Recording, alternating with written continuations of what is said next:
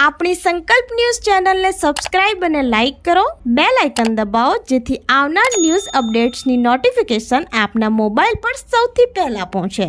Like, subscribe and share the video. નમસ્કાર દર્શક મિત્રો, હું છું પૂજા ટંડેલ. સંકલ્પ ન્યૂઝમાં આપનું સ્વાગત છે. સમાચારની શરૂઆત કરતા પહેલા એક નજર આજના મુખ્ય સમાચાર ઉપર. સેલવાસના દાદરા દેમણી રોડ ઉપર એક ફાઇબર કંપનીમાં અચાનક આગ લાગતા દોડધામ.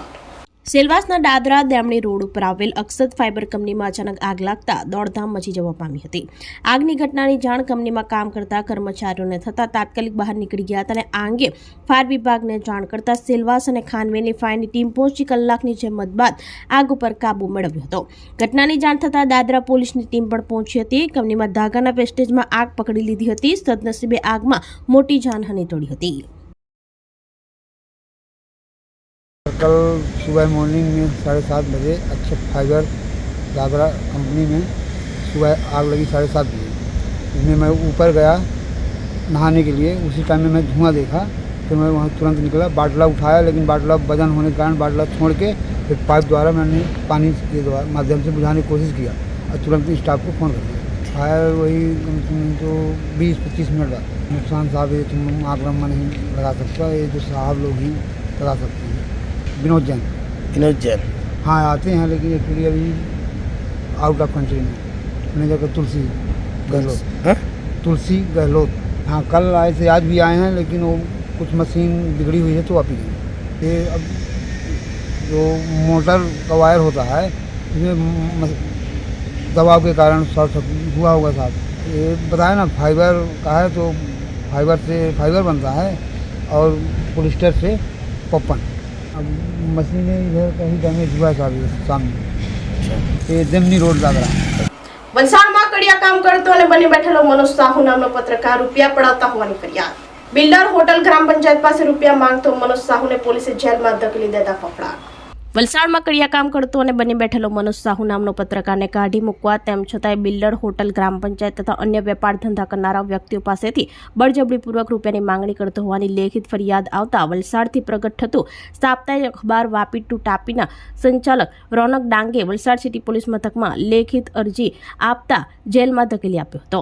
મનોજ સાહુ સેલવાસથી નીકળતું ડોન ઓફ ઇન્ડિયા નામનો અખબારમાં આ વિડીયો કડીઓમાંથી બની બેઠેલો પત્રકાર મનોજ સાહુ પત્રકાર તરીકે હોવાનું કહે છે. આવા લેભાગુ બની બેઠેલા પત્રકાર મનોજ સાહુ વિરુદ્ધ અનેક ફરિયાદો ઉઠી છે, જેના કારણે વલસાડના અન્ય પત્રકારોને તકલીફ પડી રહી છે.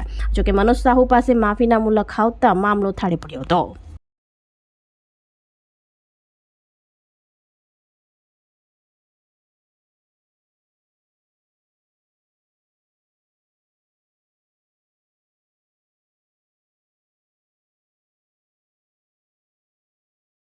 ગીર સોમનાથ વેરાવળની ફિશિંગમાં ગયેલ બોટ દરિયામાં ઊંધી પડી જતા 5 પૈકી 1 ખલાસીનું મોત નીપજ્યું.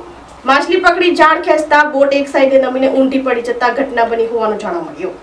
ગીર સોમનાથ વેરાવળની બોટ ફિશિંગ દરમિયાન દરિયામાં ઊંધી પડી જવા પામી હતી. ફિશિંગ માટે દરિયામાં બોટ ગઈ હતી. બોટમાં ટંડેલ ખલાસી સહિત 5 લોકો હતા. મળતી માહિતી અનુસાર માછલી પકડી જાળ ખેંચતા બોટ એક સાઈડે નમીને ઊંધી પડી ગઈ હતી. જોકે ઘટનામાં બોટમાં ગયેલ 4 લોકોનો આ બાદ બચાવ થયો હતો, જ્યારે એક ખલાસી લાપતા હતો, જેનો મૃતદેહ સવારે વેરાવળના દરિયામાંથી મળી આવ્યો હતો. વેરાવળથી 2 નોટિકલ દૂર જાલેશ્વરના દરિયા કિનારે બનાવ બન્યો હતો. મરીન પોલીસ અને માછીમાર અગ્રણીઓ ઘટના સ્થળ પર પહોંચી તપાસ હાથ ધરી હતી. ગીર સોમનાથથી રિપોર્ટર વિશાલ ધંબોલી, સંકલ્પ ન્યૂઝ.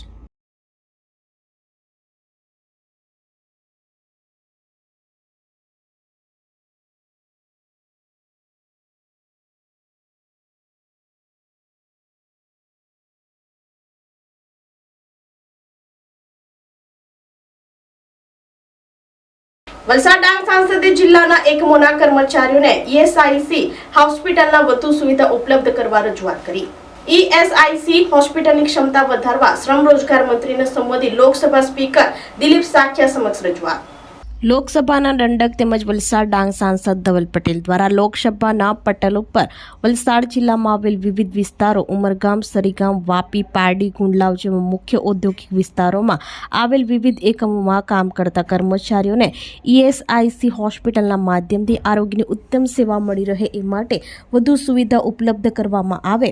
ESIC હોસ્પિટલની ક્ષમતા વધારવા માટે કેન્દ્રીય શ્રમ અને રોજગાર મંત્રી મનસુખભાઈ માંડવિયાને સંબોધી લોકસભાના પ્રોટેમ स्पीकर दिलीप सांखिया समक्ष रजूआत करी थी. का खूब खूब धन्यवाद कि आपने मुझे मौका दिया 0 आवर में प्रश्न पूछने के लिए. मैं वलसाड डांग लोकसभा गुजरात क्षेत्र से आता हूँ.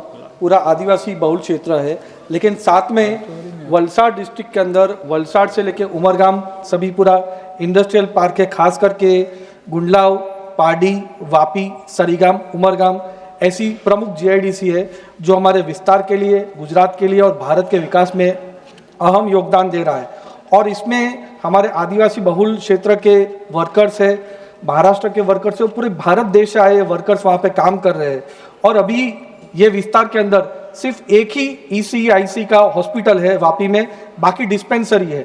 जो अभी फैसिलिटी है वो कम पड़ रही है. तो आपके माध्यम से मैं हमारे डॉक्टर मनसुख मांडविया जी से मांग कर रहा हूँ कि वहाँ पे 500 बेड की हॉस्पिटल वापी में एकदम advance state of art hospital बनाई जाए. और साथ साथ सरीगाम और उमरगाम में भी ध्यान दे के वहाँ पे भी ऐसी ESIC की हॉस्पिटल बनाया जाए. ये आपके मांग करता हूँ. धन्यवाद.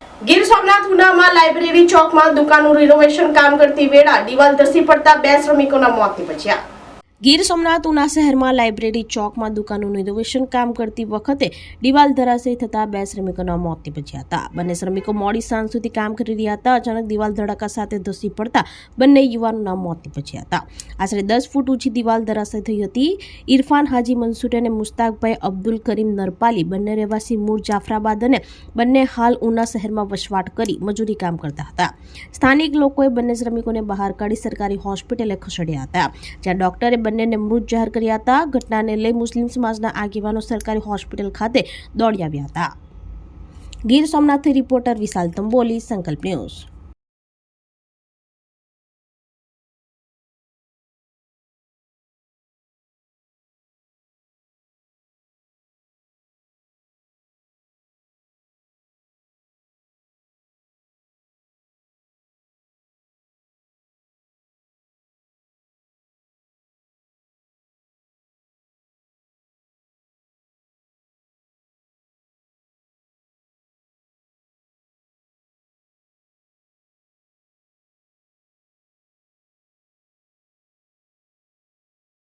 તો આ તાના સમાચારો, નવા સમાચારો સાથે કાલે ફરી મળીશું. નમસ્કાર. આપણી સંકલ્પ ન્યૂઝ ચેનલને સબસ્ક્રાઇબ અને લાઇક કરો. બેલ આઇકન દબાવો જેથી આવનાર ન્યૂઝ અપડેટ્સની નોટિફિકેશન આપના મોબાઈલ પર સૌથી પહેલા પહોંચે. Like, subscribe and share the video.